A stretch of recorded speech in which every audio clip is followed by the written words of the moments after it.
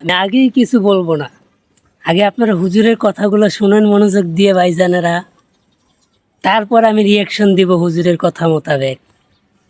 ঠিক আছে, আগে হুজুরের কথাগুলো শুনুন। তুফান মুভিতে সাকিব খানকে জিজ্ঞাসা করা হয়েছিল তুই কি চাস, উত্তরে সে বলেছিল পুরো দেশ। এক্স্যাক্টলি এই সিনটা কেজিএফ মুভিতেও ছিল। সেখানকার হিরো রকি ভাইকে জিজ্ঞাসা করা হয়েছিল তুই কি চাস, উত্তরে সে বলেছিল পুরো দুনিয়া। তার মানে সেম সেম বাট ডিফারেন্ট। দুটো সিন দেখতে সেম মনে হলেও কিন্তু সেম না। দুটো সিনের মাঝে আছে হিউজ ডিফারেন্স। একজনের ডিজায়ার হচ্ছে ছোট্ট একটা দেশ জয় করা, আরেকজনের ডিজায়ার হচ্ছে পুরো বিশ্ব জয় করা। আমি তো আবু আবদুল্লাহ ভাই, ভাই আন্নে কি বলছি, আপনাকেই বলছি, কথাগুলো একটু শুনবেন, একটু মনোযোগ দিয়ে শুনবেন। জি, বুঝছেন ভাই, একটু মনোযোগ দিয়ে শুনবেন, আপনাকেই কথাগুলো বলছি। ঠিক আছে, আপনি যেভাবে ইসলামটাকে নিয়ে হাসির পাত্র বানায় ফেলছেন না, মানে কি বলবো ভাই, আপনার তো জ্ঞানই নেই। কারণ আপনি ইসলামটাকে হাসির পাত্র বানায় ফেলছেন, মানুষের দ্বারে রিপ্রেজেন্ট করছেন যেভাবে, মনে হচ্ছে যেন ইসলাম একটা খেলনার পাত্র। মনে হচ্ছে ইসলামটা একটা খেলনার পাত্র, মন চাইলো নিয়ে খেললাম, ফাবার ছুঁড়ে ফেলে দিলাম।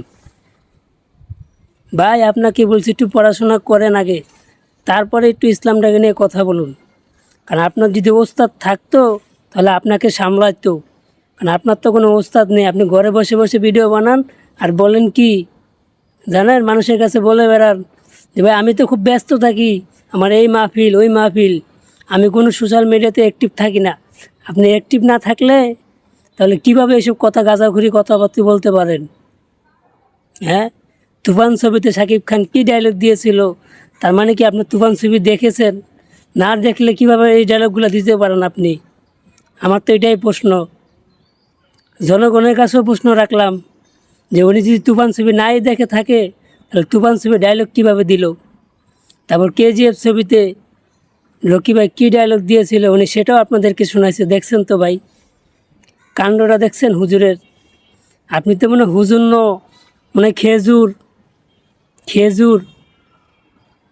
কথাবার্তা যখন বলবেন একটু পড়াশোনা করে বলবেন, ঠিক আছে?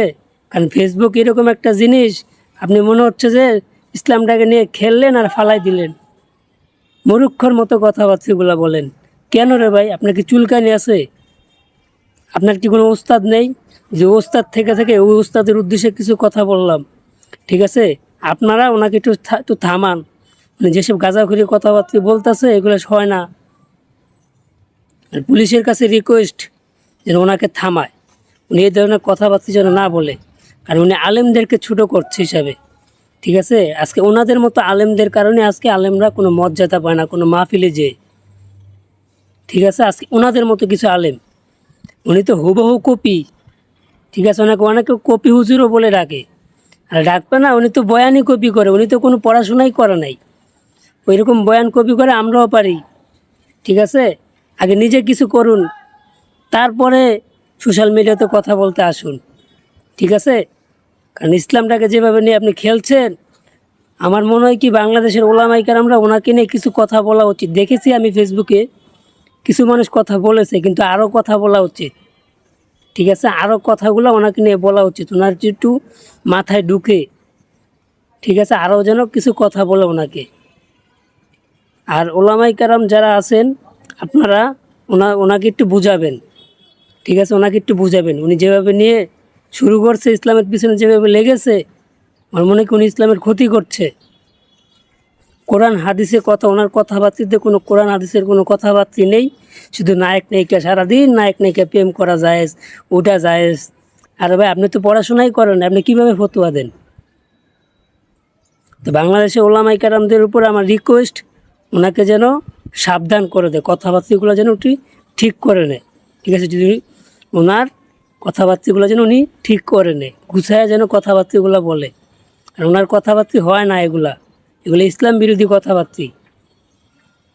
ঠিক আছে, আর ভিডিওটা সবাই শেয়ার করে দিবেন বেশি বেশি করে।